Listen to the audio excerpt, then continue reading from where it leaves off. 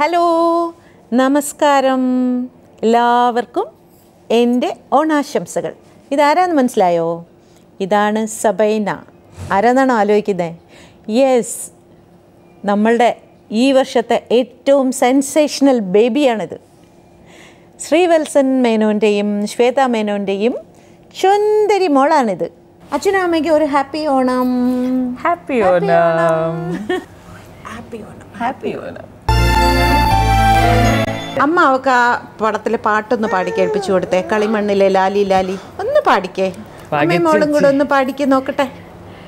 ലാലി ലാലി ലാലി ലാലി ലീലോ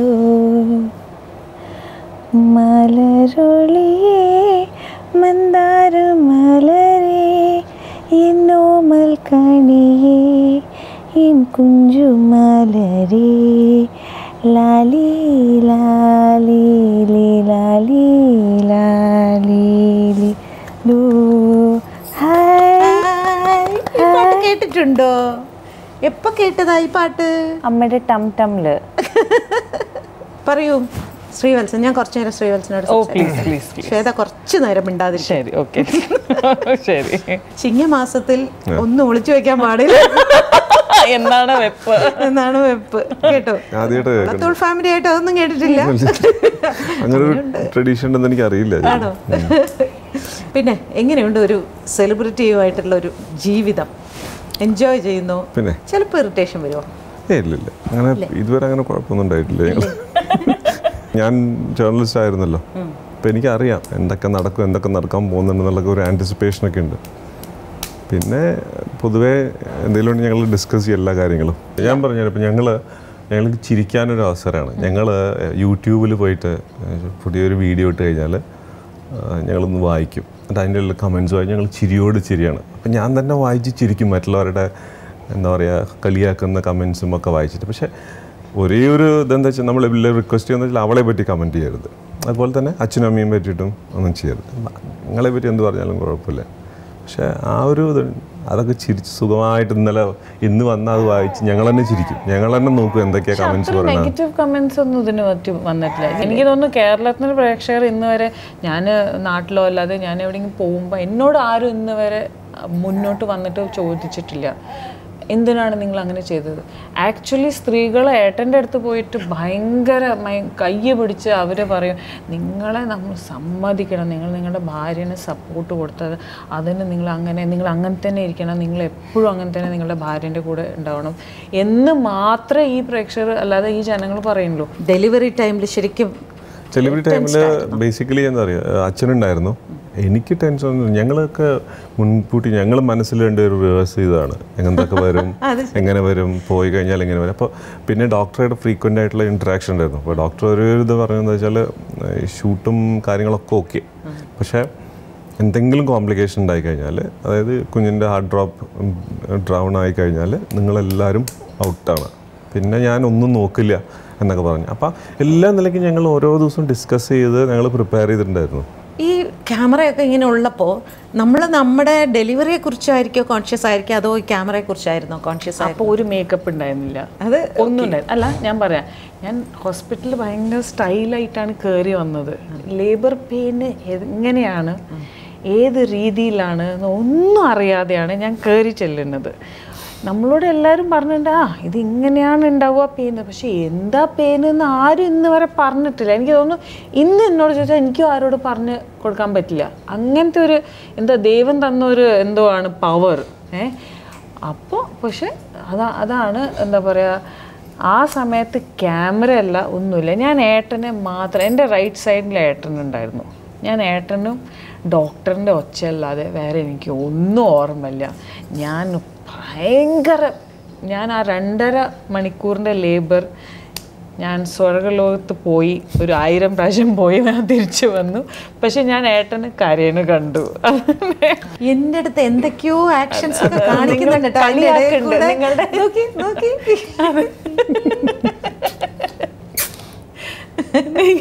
ഇപ്പൊ ക്യാമറയോടായി. അതെ, ജനിച്ചപ്പോ തന്നെ ക്യാമറയുടെ മുമ്പിൽ ജനിച്ചതുകൊണ്ട് ഇങ്ങനെ അഭിനയിച്ചുകൊണ്ടേയിരിക്കും. കേട്ടോ കേട്ടോ എൻജോയ് ചെയ്യുന്നുണ്ടോ? എപ്പോഴും ക്യാമറയുടെ മുമ്പിലാണല്ലോ. ആണോ? വളരെ എൻജോയ് ചെയ്യുന്നുണ്ടോ അഭിനയം? ആണോ? എങ്ങനെയുണ്ടായിരുന്നു ഡെലിവറി ടൈമിൽ? എങ്ങനെയുണ്ടായിരുന്നു? സന്തോഷമായിരുന്നു? ഹാപ്പി ആയിരുന്നു? ശ്വേത എന്ന് പറഞ്ഞാൽ എന്താ അർത്ഥം എന്നറിയാം?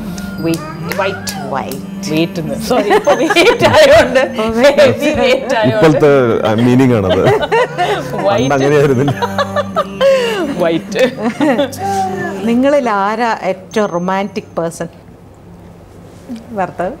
ഇങ്ങോട്ടും ഞാൻ അങ്ങോട്ടാ പറയാം. ഫ്ലേർട്ട് ചെയ്യുന്ന ആരാ? ഫ്ലേർട്ട് ഞാൻ ശ്രീവത്സം ഇത്തിരി കുറവാണോ? അല്ലല്ല, ഞാൻ ഏട്ടന്റെ അടുത്ത് ഫ്ലേർട്ട് ചെയ്യും. ഏട്ടൻ ബാക്കിയുള്ളവർ ഭയങ്കര അണ്ടർസ്റ്റാൻഡിങ് ഫാമിലിയാണ്. പക്ഷെ ഇരിക്കുന്നുണ്ട് വളരെ അത് അഭിനയിക്കാണ്. ഓ, നിങ്ങള് മൊത്തം കുടുംബം അഭിനയമായിട്ട് ഇറങ്ങിയിരിക്കുകയാണ്. അല്ല, ആക്ച്വലി ഫസ്റ്റ് നമ്മൾ നല്ല രണ്ട് ദോസ്തുമാരാണ്. അതാണ് ഏറ്റവും ബെസ്റ്റ് നമ്മളുടെ ഇതിൽ. ഹസ്ബൻഡ് വൈഫ് എല്ലാം ഉപരി നമ്മൾ രണ്ടാളും നല്ല എന്താ പറയുക, ഒരു കുഴപ്പമില്ല. നമുക്ക് അറിയാം നമ്മളുടെ പരിധി എന്താണ്, ഒരു വൈഫ് അല്ലാതെ ഒരു ഹസ്ബൻഡ് എന്ന നിലയിൽ. അല്ലാതെ നമുക്ക് എന്ത് ഓപ്പൺ കോൺവെർസേഷൻ, എനിക്ക് എന്ത് ഡൗട്ട് ഉണ്ടെങ്കിലും എനിക്ക് തോന്നുന്നു എനിക്ക് എൻ്റെ ഫീൽഡിന് വേണ്ടി ഏറ്റവും ജാസ്തി എൻകറേജ് ചെയ്യുന്ന ഒരാളാണ്. എൻ്റെ അച്ഛൻ കഴിഞ്ഞിട്ട് എനിക്ക് കിട്ടിയ നല്ലൊരു പാർട്ട്ണർ ദൈവം തന്ന ഒരു partner. So I am really very happy. അപ്പോൾ വേറെ എന്താ വേണ്ടത്? ആ പാർട്ട്ണറിൻ്റെ കൂടെ ഫ്ലേർട്ട് ചെയ്യാനും പറ്റുന്നെങ്കിൽ വേറെ എന്താ വേണ്ടത്? എനിക്ക് തോന്നുന്നു ഞാൻ ശ്വേതയുടെ ആദ്യത്തെ സിനിമ മുതൽ ഇങ്ങനെ വാച്ച് ചെയ്ത് നോക്കുമ്പോൾ ശരിക്കും ശ്വേത ലൈഫ് എൻജോയ് ചെയ്യുന്ന ഇപ്പോഴാണ്. അതെ, അല്ല കല്യാണം കഴിച്ചിട്ട് ഞാൻ കുറച്ചുകൂടി എൻജോയ് ചെയ്യാൻ തുടങ്ങി. പിന്നെ അമ്മയായി കഴിഞ്ഞപ്പോൾ ഞാൻ കുറച്ചുകൂടി ജീവിതം എൻജോയ് ചെയ്യാൻ തുടങ്ങി. ഞാൻ ദൈവമേ, ഇതിന് കുറച്ചും മുമ്പേ ആയാൽ മതിയിരുന്നു എന്ന്. അല്ലല്ല, ഇതാണ് ശരിക്കും നമുക്ക് നല്ല ടൈമാണ് അല്ലേ? പക്ഷെ മിക്കവാറും ആൾക്കാർ പറയാറുണ്ട് മകം ആൾക്കാർക്കെല്ലാം കുറച്ച് ലേറ്റ് ആണ് എന്ന്. അപ്പൊ ഞാനൊരു മകം പറഞ്ഞ മങ്കിയാണ്. സോ എന്താണ്? അതെ, ഇത് മിസ് ചതയം.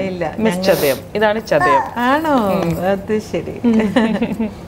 പക്ഷേ ഇതിനു മുമ്പ് പിന്നെ അതായത് കേരളവുമായിട്ട് എനിക്ക് തോന്നുന്നു ഇപ്പോൾ ഒരു 3-4 വർഷമായിട്ടാണ് ശ്വേത ഇത്രയും അറ്റാച്ച്ഡ് ആവുന്നത് അല്ലേ? ബോംബെയിലായിരുന്ന കാലത്ത് ഈ പറയുന്ന ആഘോഷങ്ങളൊക്കെ ഉണ്ടായിരുന്നോ? ഈ അതെ, ഞാനൊരു എയർഫോഴ്സിൽ ജനിച്ച ഒരാളാണ്. അപ്പോൾ അച്ഛന് നിർബന്ധം ഉണ്ടായിരുന്നു വിഷുവും ഓണം എല്ലാം സമയത്ത് സദ്യ വീട്ടിൽ ഉച്ചയ്ക്ക് ഊണ് കഴിക്കുക. അച്ഛനാണ് അത്, അമ്മയ്ക്ക് ഹോളിഡേ, അച്ഛനാണ് കുക്ക് ചെയ്യുക. അപ്പോൾ എന്താ പറയുക, ഇലകൾ വിളമ്പി അതിൽ നല്ല സദ്യ എല്ലാം വിളമ്പുക. അപ്പോൾ അച്ഛൻ പറഞ്ഞു തരും ഇവിടെയാണ് ഇതെന്താ പറയുക വറുത്തുപ്പേരി വെക്കുക, അല്ലാതെ കൊണ്ടാട്ടം വെക്കുക, അങ്ങനെ അതിൻ്റെ സ്ഥാനങ്ങളുണ്ട്. ഞാൻ വാസ്തവത്തിൽ ശ്വേതയെ കൊണ്ട് സദ്യ വിളമ്പി പരീക്ഷിക്കാൻ ഞാൻ എവിടുന്ന് ഓടും എന്നാണ് ഞാൻ ആലോചിക്കുന്നത്. അപ്പോൾ ഞാൻ അച്ഛനോട് പറയും, അച്ഛാ മനുഷ്യന്മാർക്ക് വിശക്കുന്ന സമയത്ത് നിങ്ങൾ എന്താണ് ഈ സ്ഥലങ്ങൾ നോക്കണത്? ഞാൻ ഒന്നെല്ലാം ഒരുമിച്ച്, അത് ഞാൻ എപ്പോഴും പറയാറുണ്ടായിരുന്നു. ബിക്കോസ് എനിക്ക് എന്താ പറയുക ഓലൻ അല്ലാതെ അവിയൽ എല്ലാം ഭയങ്കര ഇഷ്ടമാണ്. അപ്പോൾ ഇതെല്ലാം ഇവര് ഈ കുറച്ചല്ലേ വരുമ്പോഴും ആ ചെറിയൊരു സ്പൂണ് മാത്രം തൊടാൻ വേണ്ടി ഭയങ്കര ദേഷ്യം വരും. ഞാൻ പറയും എന്തൊരു കഷ്ടം, ഇതെന്താ ഇങ്ങനെ എന്താ പറയുക ആൾക്കാരെ കളിയാക്കി അല്ലേ? പക്ഷെ പിന്നെയാണ് മനസ്സിലായത് ഇത്രേ വിഭവങ്ങളുണ്ട്, അത്രേ കഴിക്കുമ്പോൾ ഇത്ര മതി സത്യം പറഞ്ഞാലോ.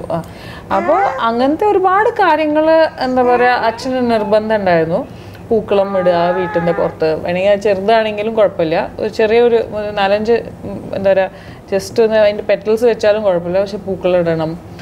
പക്ഷെ എല്ലാം ഞാൻ കേരളത്തിൽ വന്നിട്ടാണ് കണ്ടത്. ഈ 10 ദിവസം എന്താ പറയുക പൂക്കളം ഇടുക.